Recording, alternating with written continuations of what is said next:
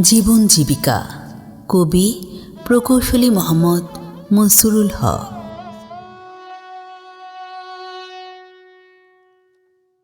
আমি ধ্বংসস্তূপের মাঝে দাঁড়িয়ে দেখেছি সমাজ পরিবর্তনের নির্লজ্জতার খেলা। নিরীহ মানুষের কান্নায় লোনা জলে ভাসা, বৈষম্য নতজানু নীতিতে বন্দি মানবতা। আমি ধ্বংসস্তূপের মাঝে দাঁড়িয়ে দেখেছি মানুষে মানুষে হানাহানি, বিরূপ বিতৃষ্ণা, ছোট বড়দের মাঝে বিরাট সম্পর্ক খেলা, নিত্যদিন খেলার সিন্ডিকেটের নিষ্ঠুরতা, মধ্যবিত্তের চোখে সর্ষে ফুলের চাহনি।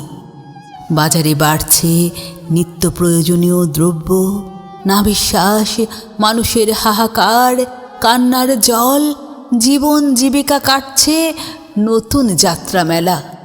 লোভনীয় আশায় নিরীহ মানুষের ক্ষোভ, বাজার ঊর্ধ্বগতি, বেসামাল নিত্য দামামা। এভাবে কত দিন চলবে এ তামাশার খেলা? স্বাধীনতা সুফল কি মানুষের এই চাওয়া?